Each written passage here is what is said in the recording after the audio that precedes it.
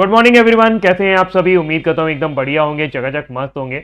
और सुनाइए क्या चल रहा है, बताते रहा करिए थोड़ा बहुत जीवन में क्या चल रहा है। फिलहाल आज तारीख है 17 अगस्त और आज के इंपॉर्टेंट करंट अफेयर्स में लेकर आगे हाजिर हूँ। 16 अगस्त के करंट अफेयर्स भी जो है वो हम लोग कर रहे हैं। तो अभी इसके बाद जो अगला करंट अफेयर्स आपका आएगा वो आपका 21 तारीख को आएगा, यानी 18, 19, 20 3 दिन मैं छुट्टी पर रहने वाला हूँ। मैं आउट ऑफ स्टेशन जा रहा हूँ, फिर मैं लौट के आऊंगा तो आपको सारे करंट अफेयर्स करवा दूंगा। तब तक आप रिवाइज कर लो मंथली करंट अफेयर्स वगैरह। आज की हेडलाइन में थाई संवैधानिक न्यायालय ने प्रधानमंत्री श्रेथा थाविसिन को बर्खास्त कर दिया है। पिछले 16 सालों के दौरान वहां पर जो सर्वोच्च न्यायालय है उसने 4 प्रधानमंत्री इस तरह से बर्खास्त किए हैं। इनकी पार्टी को अभी हाल ही में बहुमत नहीं हासिल हुआ था, लेकिन 11 पार्टियों के साथ मिलकर के ये गठबंधन की सरकार चला रहे थे। गठबंधन से मुझे याद आया कि हमारे भारत में जो गठबंधन की सरकार चलाने के लिए कि किस तरीके से उसको चलाया गया, एक आयोग का गठन किया गया था। क्या आप बता सकते हैं वो आयोग कौन सा था? सरकारिया आयोग। सरकारिया आयोग जो है ये बताता है कि गठबंधन की सरकार आप कैसे चला सकते हैं। फिलहाल जो है मामला ये इस तरह का हो गया है कि यहां पर थाईलैंड में प्रधानमंत्री को हटा दिया गया है। उसकी जगह नई प्रधानमंत्री बनी है, थाईलैंड की सबसे कम उम्र की अब तक की प्रधानमंत्री है ये। इनका नाम है पैटोंग ग्रेट्रेन गात्रेन सिनवात्रा। सिनवात्रा ही मेरे लिए ठीक है, पहला वाला नाम पढ़ा नहीं जा रहा मुझसे। ये यंगेस्ट पीएम है थाईलैंड की और दूसरी महिला पीएम है। इनकी आंटी जो है यंग लक जो वो प्रधानमंत्री बन चुकी हैं। फिलहाल ये थाईलैंड के एक बहुत ही अमीर व्यक्ति और बिजनेस टाइकून जो पहले भी प्रधानमंत्री रह चुके हैं उनकी बेटी है। ये थाकसिन की बेटी है। थाईलैंड की राजधानी बैंकॉक है, ऑफिशियल लैंग्वेज थाई है। महाराजा यहाँ पर महावजीरालांगकॉर्न है और करेंसी यहाँ पर थाई बात चलती है। ये आप थाईलैंड देख सकते हैं। थाईलैंड की राजधानी क्या है? बैंकॉक। ये बैंकॉक है। इसके नीचे कंबोडिया है, कंबोडिया की राजधानी नोमपेन है। नीचे आइएगा वियतनाम, वियतनाम की राजधानी हनोई है। और इसके नीचे तो आपका गल्फ ऑफ थाईलैंड आ जाता है और फिर उसके नीचे आपको मलेशिया आ जाएगा, इधर इंडोनेशिया आ जाएगा, ऊपर जाएंगे तो इधर म्यांमार आ जाएगा और इसके बगल में आपको लाओस मिल जाएगा। लाओस की राजधानी वियंताने है। आगे बढ़ते हैं, लेकिन उससे पहले एक प्रश्न मेरे दिमाग में आ रहा है कि भारत में अगर प्रधानमंत्री को हटाना हो तो उसे कैसे हटा सकते हैं? अविश्वास प्रस्ताव के जरिए, नो कॉन्फिडेंस मोशन।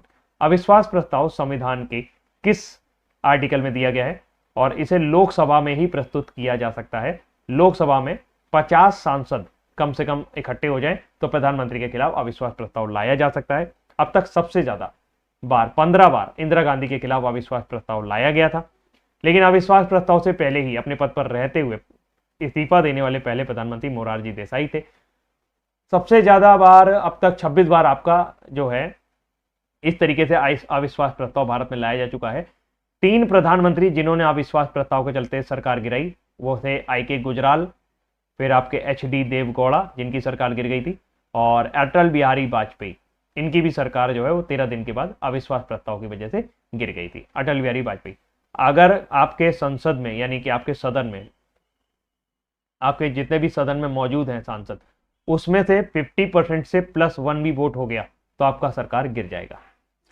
अफ्रीका के सार्वजनिक स्वास्थ्य निकाय ने एमपॉक्स को आपातकाल घोषित किया है। एमपॉक्स जो है इसमें शरीर में छल्ले पर टाइप के पड़ जाते हैं, चकत्ते टाइप के पड़ जाते हैं और इस तरीके से ये अभी वहां पर महामारी का रूप ले चुका है।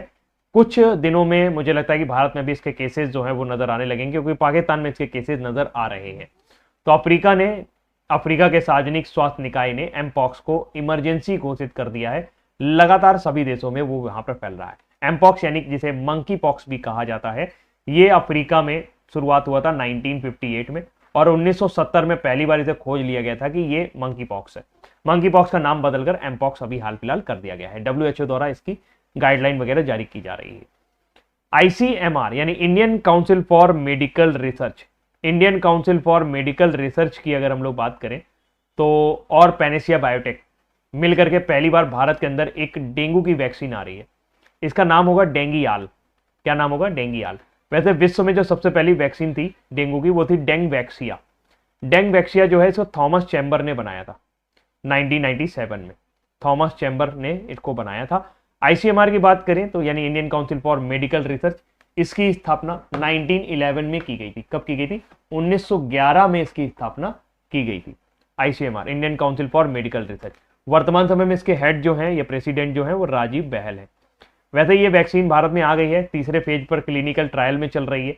इसके बाद हो सकता है कि इसके 2-3 फेज होंगे और उसके बाद ये मार्केट में आ जाएगी जिसको लगाया जा सकेगा। लेकिन फिलहाल इसको जो मंजूरी मिलनी होगी वो DCGI से मिलेगी, यानी drug controller general of India, drug controller general of India वर्तमान समय में आपके कौन है? Drug controller general of India वर्तमान समय में है राजीव सिंह रघुवंशी। कौन है? राजीव सिंह रघुवंशी आपके drug controller general of India वर्तमान समय में है। ठीक है। अच्छा, एक और होता है national medical commission. National medical commission 2020 में बना है। नेशनल मेडिकल कमेटी को भंग करके बीएन गंगाधर वर्तमान समय में इसके हेड है। तो हमारे पास एक डेंगू की वैक्सीन आने वाली है और राष्ट्रीय डेंगू दिवस यानी नेशनल डेंगू डे, ये प्रतिवर्ष कब मनाया जाता है? ये प्रतिवर्ष 16 मई को मनाया जाता है, याद रखिएगा। डेंगू जो है इसको पहली बार इसको देखा था वायरस के रूप में एम आसबर्न ने और चार्ल्स ई क्रैग ने 1907 में इसकी खोज की गई थी। हालांकि ब्लड से अलग करने का पहला कारनामा किया था रेन किमुरा और सुसुमोतो होता ने 1943 में।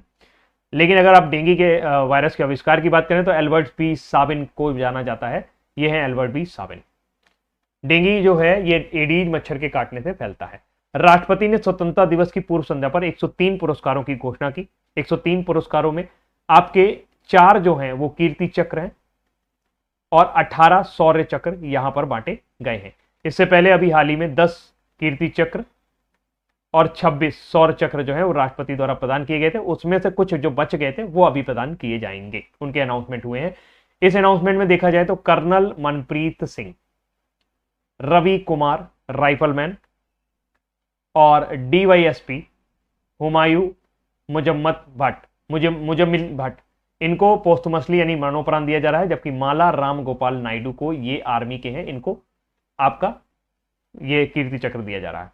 शांति काल में जो सर्वोच्च पदक है वो अशोक चक्र है, फिर दूसरे नंबर पर कीर्ति चक्र है, शौर्य चक्र है। ये तीनों ही पदक 1967 में आते हैं। इससे पहले 1950 में जब ये पदक बनाए गए थे, 1952 में 1952 में जब ये पदक बनाए गए थे, अशोक चक्र 1, अशोक चक्र 2 और अशोक चक्र 3 उनके नाम 1967 में बदल दिए गए थे। जबकि आपके युद्धकाल के जो सबसे बड़े पदक हैं वो है परमवीर चक्र, फिर आता है महावीर चक्र और फिर आपका आता है वीर चक्र। परमवीर चक्र अब तक 21 लोगों को दिया जा चुका है। पहला मेजर सोमनाथ शर्मा को दिया गया था, जबकि दूसरा अंतिम जो दिया गया था वो विक्रम बत्रा को दिया गया था। परमवीर चक्र की बारे में बात करें तो ये 26 जनवरी 1950 से हैं रेटिफाई किए गए, मतलब आपके आए, लेकिन इनको लागू माना जाता है 15 अगस्त 1947 से। ये किसी भी साधारण आदमी को नहीं दिए जाते हैं, जो भी सेना के जवान होते हैं या पैरामिलिट्री फोर्सेस के लोग होते हैं उनको दिए जाते हैं। IRS यानी इंडियन रिवेन्यू सर्विसेज के हेड अधिकारी राहुल नवीन को आपका ईडी का फुल टाइम निदेशक नियुक्त कर दिया गया है। संजय मिश्रा की जगह ली है। ईडी का गठन 1956 में किया गया था, जैसे हम लोग प्रवर्तन निदेशालय या इन्फोर्समेंट डायरेक्टरेट कहते हैं। पार्वथा नेनी हरीश यानी कि पी हरीश वर्तमान समय में रुचिरा कंबोज की जगह ले रहे हैं और यूएन में आपके स्थायी प्रतिनिधि यानी भारत के रिप्रेजेंटेटिव बने हैं। केंद्र सरकार ने गोविंद मोहन को केंद्रीय गृह सचिव नियुक्त कर दिया है। इन्होंने अजय भल्ला का स्थान लिया है। अभी कुछ समय पहले ही आपके कैबिनेट सेक्रेटरी बदल दिए गए, राजीव गौबा की जगह टीवी सोमनाथन, और अब यहां पर होम सेक्रेटरी को बदला गया है। यहां पर गोविंद मोहन बन गए हैं, अजय भल्ला की जगह स्थान लेंगे, जो कि 23 अगस्त को रिटायर हो रहे हैं। नंजरायन, काजूवेली और तवा जलाशय नए भारतीय रामसर स्थल हो गए हैं। अब भारत में रामसर स्थलों की संख्या यानी रामसर साइट की संख्या 85 हो गई है।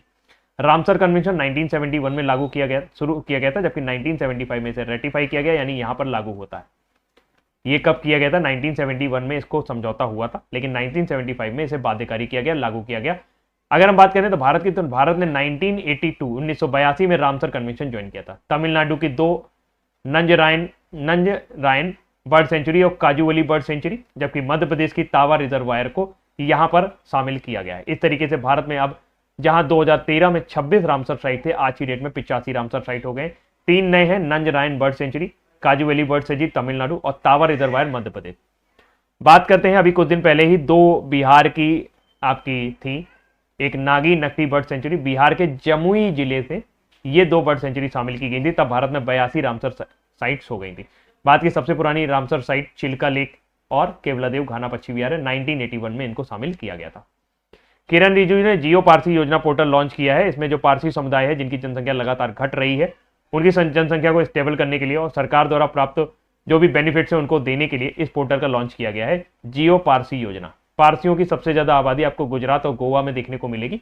अगर हम बात करें पारसी समुदाय की, तो पारसी समुदाय अपना नव वर्ष नौरोज के रूप में मनाते हैं। नील कुरुंजी आधिकारिक तौर पर संकटग्रस्त प्रजाति बन गई है। नील कुरुंजी नीलगिरी की पहाड़ियों पर आपको मिल जाएगी और ये फूल जो है ये 12 साल में एक बार खिलता है और जब ये खिलता है तो उसको दूर दूर से देखने के लिए दर्शक आते हैं। लेकिन अभी हाल फिलहाल चाय के बागानों की बढ़ती हुई मांग, यूकेलिप्टिस और जैसे बड़े बड़े जो विदेशी पेड़ आ गए हैं उनकी वजह से नील कुरुंजी को अभी IUCN ने संकटग्रस्त प्रजाति में डाल दिया है। और विश्व बैडमिंटन महासंघ ने पैरा शटलर प्रमोद भगत को निलंबित कर दिया है। इन्हें वाडा द्वारा, जो कि वर्ल्ड एंटी डोपिंग एजेंसी है, उसके द्वारा 3 बार सैंपल के लिए बुलाने के 3 बार डोपिंग टेस्ट के लिए बुलाने पर ना उपलब्ध होने के कारण इनको यहां पर निलंबित कर दिया गया है। 1 सितंबर 2025 तक ये किसी भी बैडमिंटन प्रतिस्पर्धा में भाग नहीं ले पाएंगे। बैडमिंटन वर्ल्ड फेडरेशन का मुख्यालय कुआलालंपुर मलेशिया में है। तो दोस्तों ये रहे आज के हमारे इंपॉर्टेंट करंट अफेयर और उम्मीद करते हैं ये करंट अफेयर आपको पसंद आए होंगे। अभी के लिए इतना ही रखते हैं, बाकी कल नहीं, अब अगला करंट अफेयर जब आएगा तब तक आप इस वीडियो को लाइक करिएगा। आप जो भी करंट अफेयर्स के क्लासेस पढ़े हुए हैं उनको पढ़िएगा, रिवीजन करते रहिएगा, फिलहाल बने रहिएगा मेरे साथ। अभी के लिए इतना ही, thank you so much, bye bye, take care, ध्यान रखिएगा।